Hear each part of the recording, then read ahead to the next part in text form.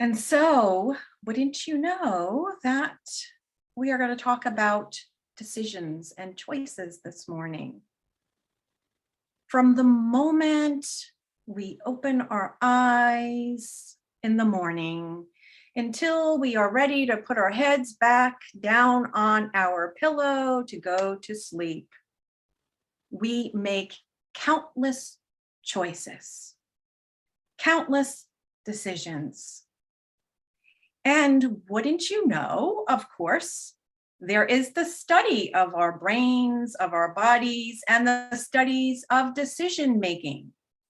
And so researchers have done studies on how many decisions that the average adult actually makes in a given day. So if you would like to take a guess, I invite you to place in the chat box the guess of how many choices do you think we make in a given day?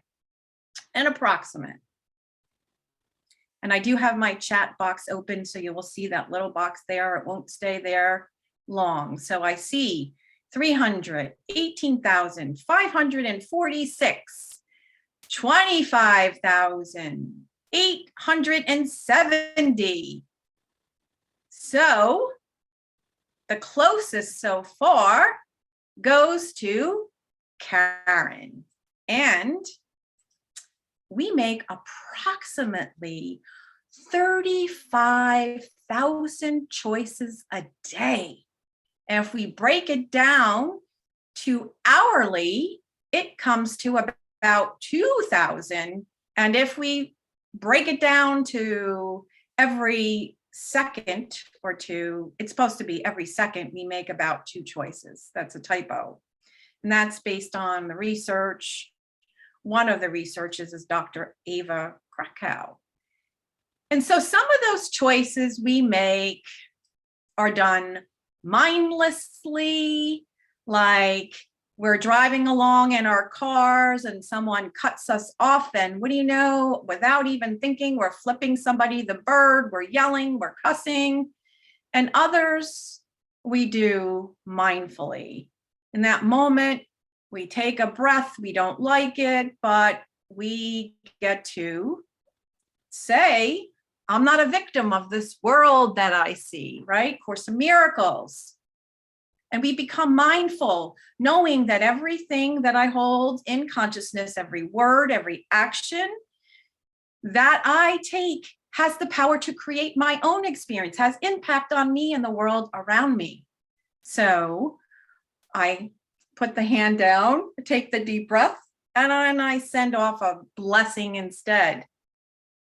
Some of us would say that some of the decisions we make are insignificant, don't have much weight, like what pair of sweats will I wear as I work from home and it's not a Zoom day? Or some of them we would weigh to be very significant, like buying a home, buying a car, deciding to retire. But if we're really honest with ourselves, there is no insignificant choice, no insignificant decision, right?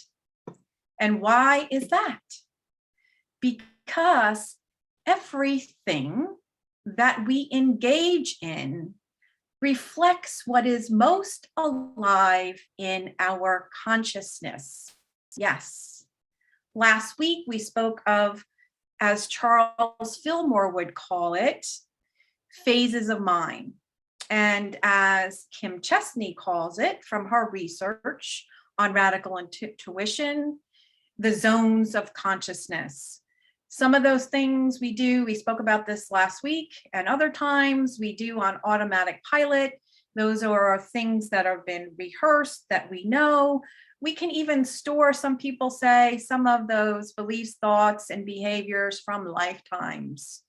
And then we have our consciousness where we become aware.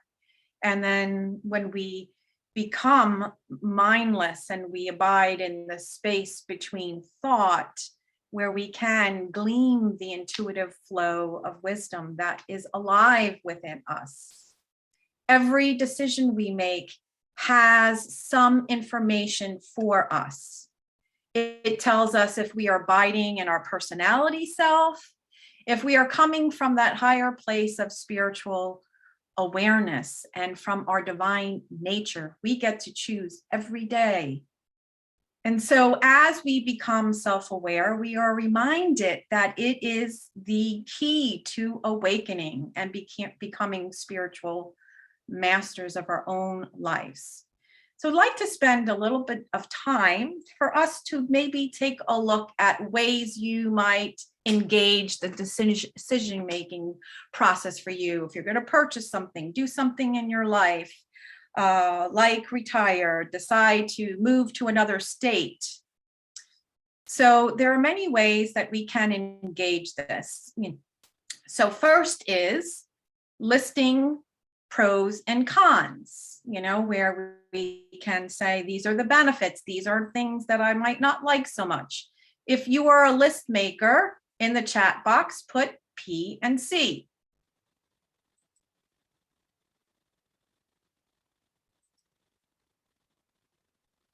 So don't see so many list makers. How about a researcher and reviewer? You're going to buy, let's say, a new car. And so you're going to get the consumer reports, you're going to read everything, the reviews about it, and then that will help you make this decision. Now, none of these are wrong, but these are all ways that we engage our intellect, right? So put an R in R if that is you.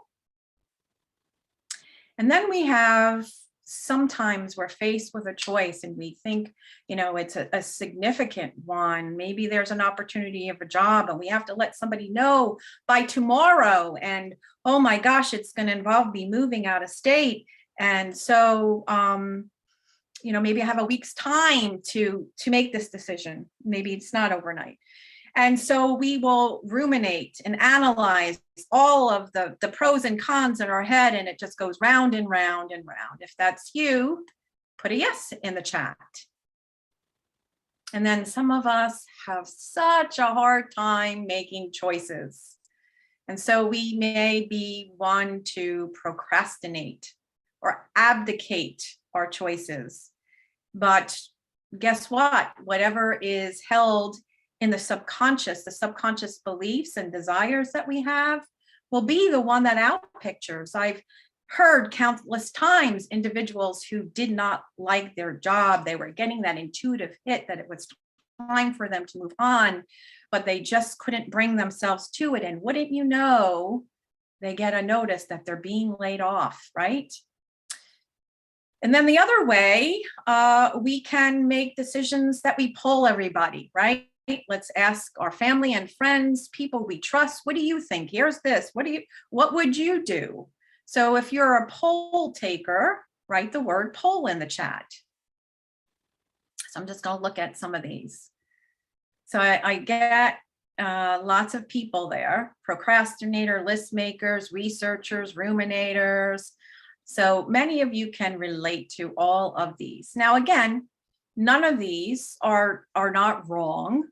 They do engage our intellectual process, but what I would like to share with you is how we can make this decision-making process a little bit more gentle, with less struggle, and where we actually can engage our intuitive wisdom in a way that leads us down our inner path of truth. That may not make sense. The choice may not make sense to us in this moment. It doesn't fit my pros and cons, darn it.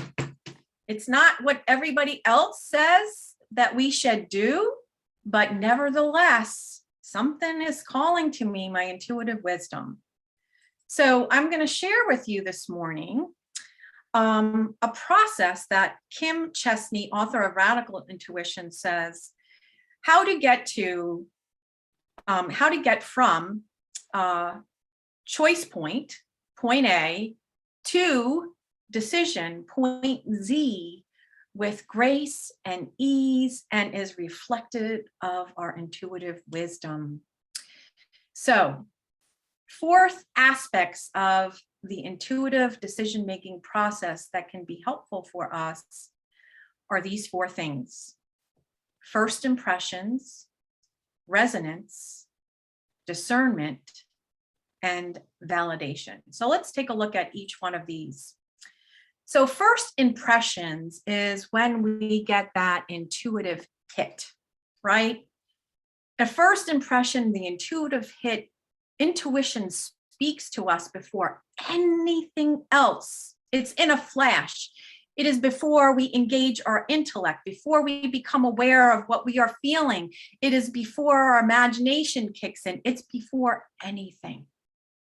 And we must be aware of its subtle nature. Some of us are quite aware of it because you have been engaging this.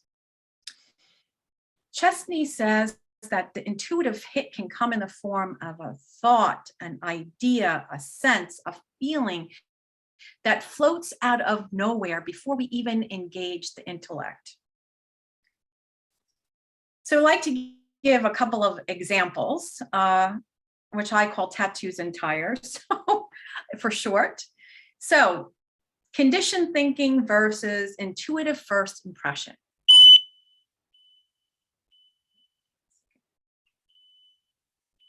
My fire alarm is going off. Sorry about that. And it is not on again. Whew. Okay, take a deep breath. Well, I'll take a deep breath. So conditioned thinking. We meet a 30-year-old man who is rather brawny and is covered in head to toe with tattoos. And we make an assumption that people with tattoos are rough and they can't be trusted. This is like a formed assumption that we already have. So we have this sense that this person can't be trusted, but it is based on a formulated belief we have about burly guys with tattoos versus having an intuitive hit. Let's say we meet somebody for the first time, and regardless of what they're wearing, maybe they're dressed in a way that is very attractive to you. You like their clothes, you like their look, so to speak, but something in you kind of like, there's like this hesitation. There's this flutter within you that says, go carefully here. And there's this sense of not trusting. So that would be the difference between that. Another example I can give you of conditioned thinking versus intuitive first impression would be, let's say that you're driving along in your car and you see the tire light go on, and then you make the intellectual decision, oh, I think I must check my tire pressure, versus an intuitive first impression. You're in your shower, you're enjoying the warm water, you're soaping your body up, and then all of a sudden out of nowhere, you get a sense of a flat tire. And so you're like, I'm not going to ignore that. I'm going to go check my tires and see if everything is all right. So those are some ways you can know the difference between conditioned assumptions and beliefs and engaging our intellect versus when you get that intuitive hit, that first impression. So now we're going to move into resonance. So it is how we intuit our way ahead, how we sense, not using the five senses, but it's like how we are compelled, what attracts us. It's like a universal nudge. It's like we're being called to something, we're being invited to something, we're being called to action. It is that experience of you attracting yourself to something. And to best kind of give you that inner feel maybe, or that experience, is I have two images here. So if you sense like the brick wall and you look at it, it doesn't really give you a compelling, like I don't know, unless you love brick walls and you like that kind of stuff and you're a Mason, but it kind of gives you like, okay, like stop, like it's not like calling to you, it doesn't lead you in. And then you see this other path where it kind of compels you forward. It's like you're drawn to it. So that is a way that you can kind of understand resonance. And I can give a personal example about this. residents, non-residents. So a little over 2 years ago, Matt and I were going to move. We wanted to find a place to rent. And I always wanted to, I adore the town of Princeton, the quaintness, the little shops, the coffee shop. I love the Princeton Garden Theaters. I love Terhune Farms. It's got organic produce. I just love the area. So a place was available. They renovated. It was beautiful. It was spacious. It had a garage. It was near everything. And it actually, my son was living with his fiance at the time there. So it was like, oh my goodness, like this, but there was something, I was having that brick wall, like, I'm like, I don't know why, like everything on paper. Oh, and I'm not sure if I said that, it's going to give me 3 months free rent, but something was like, it wasn't compelling me. I wasn't feeling the way forward, so to speak. And then I just kept getting Old Bridge, this place called Woodhaven, and drove there by myself. And the place is, although it's nice, it's not as attractive as the Princeton place. And as I was driving there, it was like the trees spoke to me. I can't even explain. I was attracted to the trees that were surrounding, and there was just this feeling like, yeah, this is it. And so I called, and they said there's no units available. So anyway, that residence didn't leave. I don't know if it was a week later or when it was. I got a call, and the woman said, "You're never going to guess this, but there's a place, there's a unit available." Anyway, that started the ball rolling. Little did I know, how my life would change. Like, the pandemic came, my dad had passed, I needed to caretake my mom, and that hike from Princeton to my mom's would have been unbelievable. And my son broke up with his fiance and is no longer living in Princeton. Doesn't mean I don't like Princeton, and who knows, I may move there someday. But that is the example of residents versus non-residents. The intellectual told me one thing and my likings did, but the call wasn't there. I wasn't compelled. So then we move into discernment. We've heard that. That is our power of wisdom, where we can intuit from a higher place, where we move beyond our intellect. And it's actually, again, where we allow our intellect and our intuition to work. So maybe you're not one who's ready to give up your lists, right? But then you take that list and you go within, and you just become still, and you notice what's alive or not alive in your body. Sometimes discernment, it's really important when you get an intuitive hit and you quite don't understand it. Like, it's an intuitive hit, but what does this all mean? And so I share an example from Carolyn Mace. There's no accidents that we spoke about her in the beginning of the service. And before she was having these repetitive dreams of her being in a line of these small planes. She was the pilot in one of them. And then each pilot was being asked to, take flight. And then she would be the last one, and they would tell her, no. And she would get upset and frustrated, but she also, she knew it was trying to give her information, but she didn't know what. So she went within, and finally it was revealed to her. At the time, she was writing her book, Sacred Contracts, which also has to do with archetypes, by the way, from the beginning conversation. And she was getting frustrated because she wasn't getting a publisher to go with it. And then the intuitive hit of her dream was in discerning and asking these questions, like, why is this dream coming to me? And then she would become still. She got a message in one of her meditations that the world wasn't ready for the information. So that was what the stop was about. Anyway, this stuff just makes me get excited. And so she was able to do that. So intellectual deciding versus intuitive discernment. Let's say, so I'll use a relationship. Perhaps you had an argument. There's some bumps in the relationship, so to speak. So you may take that, make the list of pros and cons of, why, things you like about your partner, things you don't, things you like about the relationship, things you don't. what is the financial advantage of being together? What is not? Looking at your fear, so on and so on. And then based on that, you weigh it and you're like, okay, well, this is stronger, so I'm going to just go with this. Intuitive discerning, you would take that inward, right? And you would ask, is this relationship, even the pain that I'm experiencing, inviting me to spiritually evolve? It's a different kind of question, right? You take that deep breath, or how is it asking me to evolve? And then you become still and say, what is mine to know about this? And as you are in the stillness, you get a flash of you growing old with this individual.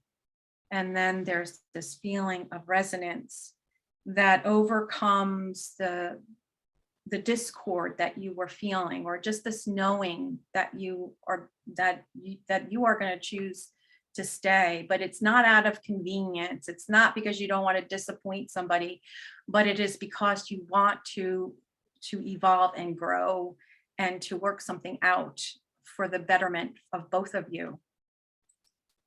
Then we move into validation. Messages reflected back from the universe. Messages reflected back from the universe. It's the high five, right?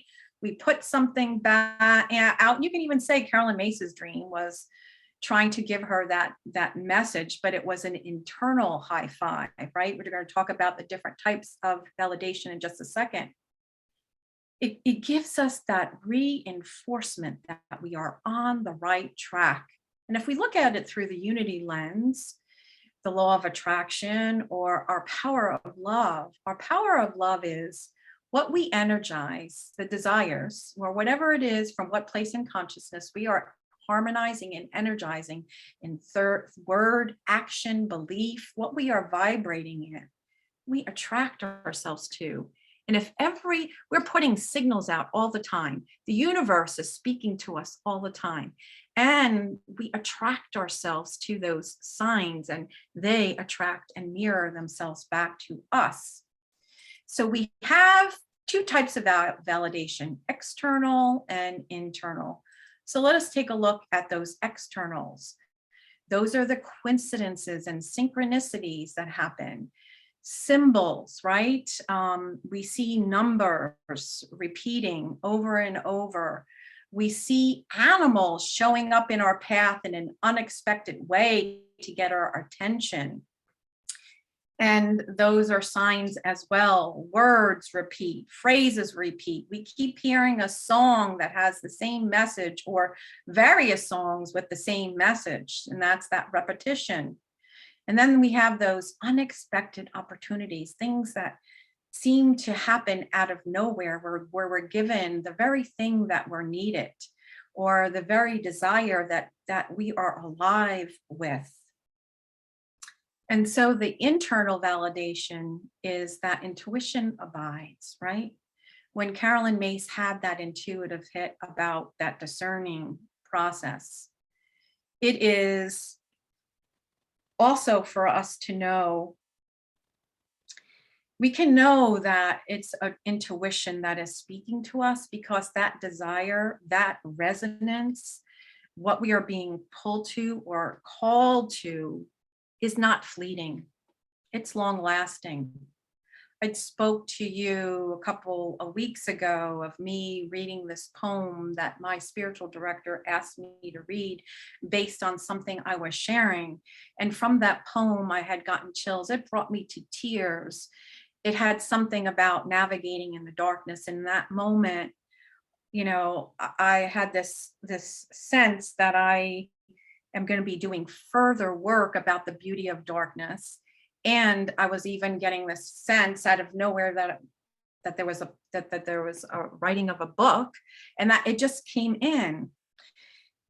And so this call to navigate in the darkness, so to speak, has been long lasting.